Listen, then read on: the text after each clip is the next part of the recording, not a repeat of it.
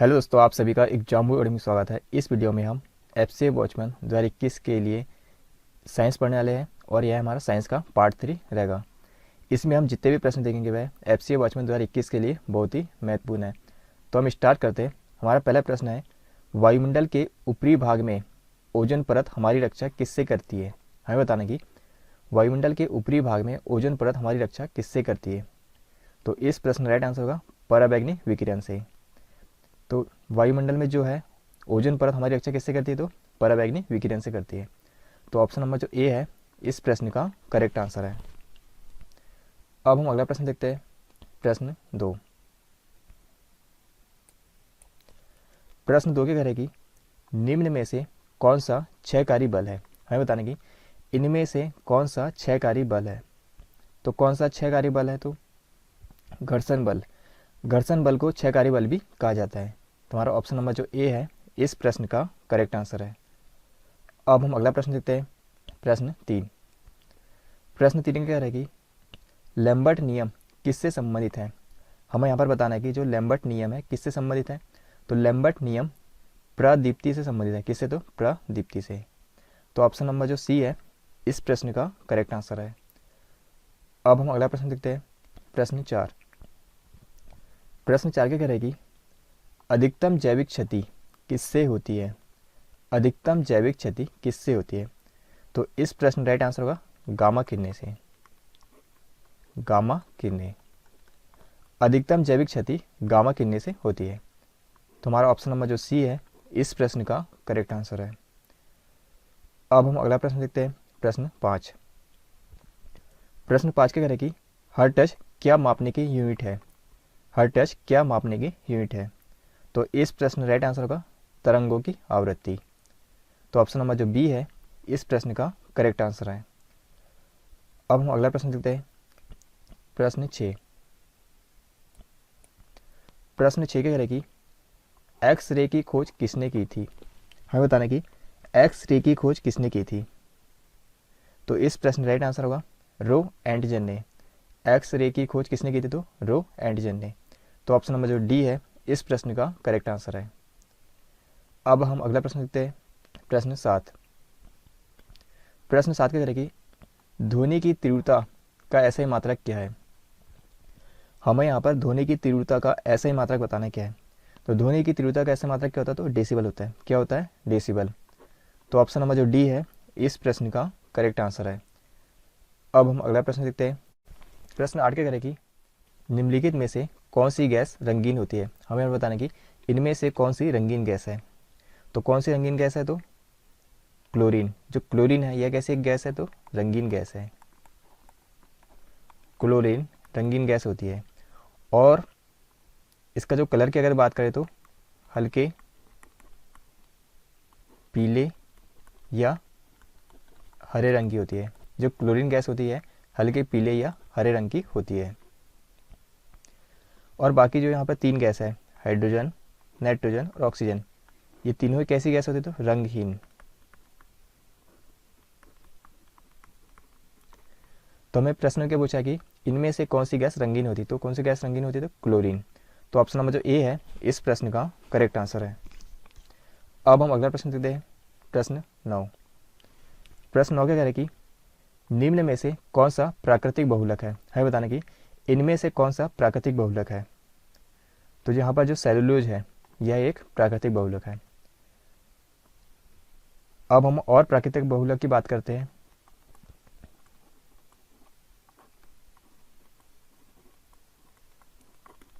तो प्राकृतिक बहुलक में कौन कौन से आते हैं, तो सेलुलोज,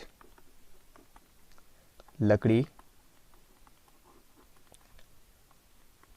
रेशम, त्वचा, रबड़ आदि। तो प्राकृतिक बहुलक कौन कौन से होंगे, तो सेलुलोज, लकड़ी, रेशम, त्वचा और रबड़। अब हम बात करते हैं कृत्रिम बहुलक की।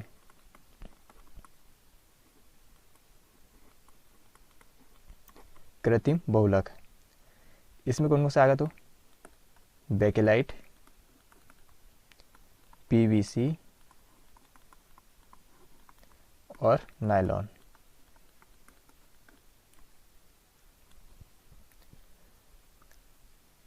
तो यहाँ पर जो प्राकृतिक बहुलक कौन कौन से थे, सेलुलोज है, लकड़ी है, रेशम है, त्वचा है, रबड़ है। और कृत्रिम बहुलक कौन कौन से, तो बेकेलाइट, पीवीसी, नायलॉन।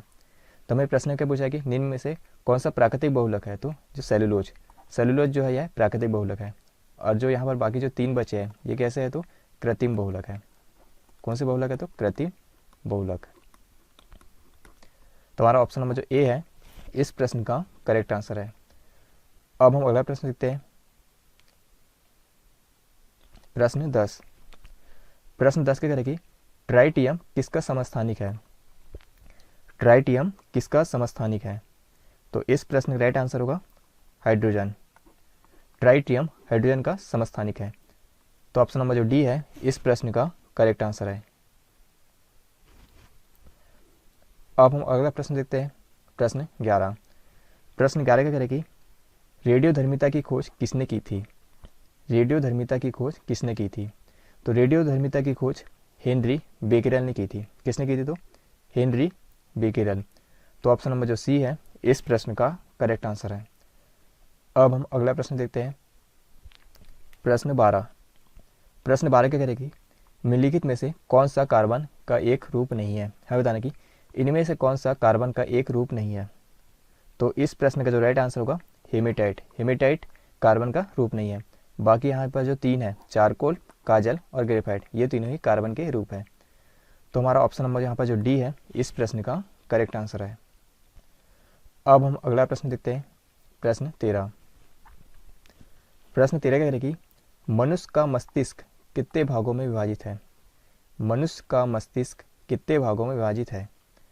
तो मनुष्य का मस्तिष्क जो है यह 3 भागों में, कितने भागों में विभाजित है, तो 3 भागों में।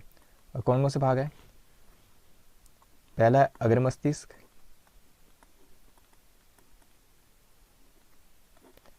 दूसरा है मध्य मस्तिष्क,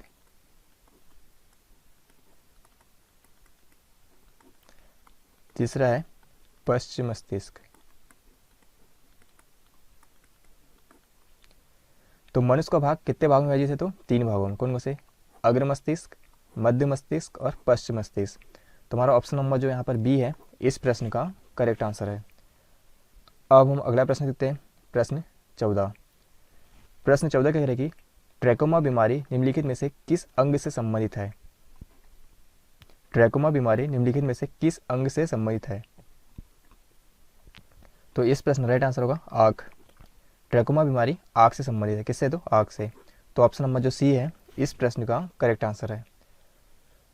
अब हम अगला प्रश्न देखते हैं, प्रश्न 15।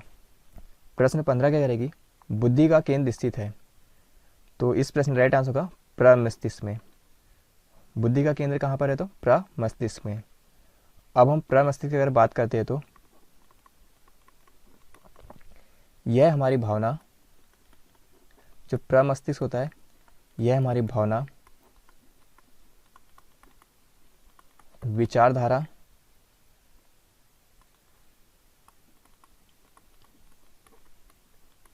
स्मरण शक्ति, बुद्धि एवं इच्छाओं का केंद्र है। जो प्रमस्तिष्क होता है यह हमारी भावना, विचारधारा, स्मरण शक्ति, बुद्धि एवं इच्छाओं का केंद्र है। जो प्रमस्तिष्क होता है यह हमारी मानसिक क्रियाओं को नियंत्रित करता है। यह हमारी मानसिक क्रियाओं को नियंत्रित करता है।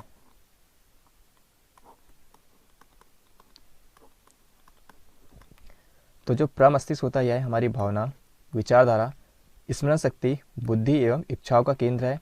यह हमारी मानसिक क्रियाओं को नियंत्रित करता है। तो प्रश्न क्या है कि बुद्धि का केंद्र कहाँ स्थित है, तो प्रमस्तिष्क में। तो ऑप्शन नंबर यहाँ पर जो डी है इस प्रश्न का करेक्ट आंसर है।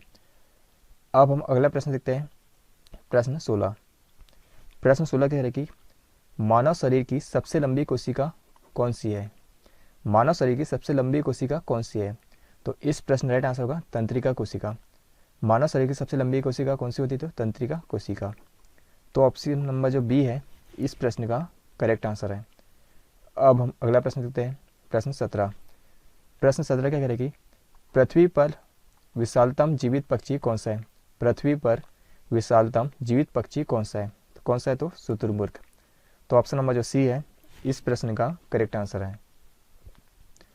अब हम अगला प्रश्न देखते हैं, प्रश्न 18। प्रश्न 18 क्या करेगी, पक्षियों के अध्ययन को क्या कहा जाता है। हमें यहाँ पर बताना है पक्षियों के अध्ययन को क्या कहा जाता है। तो पक्षियों के अध्ययन को ऑर्निथोलॉजी कहा जाता है। क्या कहा जाता है, तो ऑर्निथोलॉजी।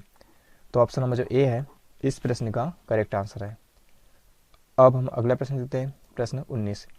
प्रश्न 19 क्या करेगी, गुणसूत्र किससे बनते हैं। गुणसूत्र किससे बनते हैं, तो इस प्रश्न का राइट आंसर होगा डीएनए तथा प्रोटीन से। गुणसूत्र डीएनए तथा प्रोटीन से बनते हैं। तो ऑप्शन नंबर जो डी है इस प्रश्न का करेक्ट आंसर है। अब हम अगला प्रश्न देखते हैं, प्रश्न 20 क्या कह रहा है कि पेनिसिलिन की खोज किसने की थी। पेनिसिलिन की खोज किसने की थी, तो इस प्रश्न राइट आंसर होगा अलेक्जेंडर फ्लेमिंग ने। पेनिसिलिन की खोज अलेक्जेंडर फ्लेमिंग ने की थी। तो ऑप्शन नंबर जो डी है इस प्रश्न का करेक्ट आंसर है। तो यह था हमारा साइंस पार्ट 3। इसमें हमने इंपॉर्टेंट 20 प्रश्न देखे जो कि FCA वॉचमैन एग्जाम के लिए बहुत ही महत्वपूर्ण है। यदि यह वीडियो आपको पसंद आए तो इस चैनल को सब्सक्राइब करें।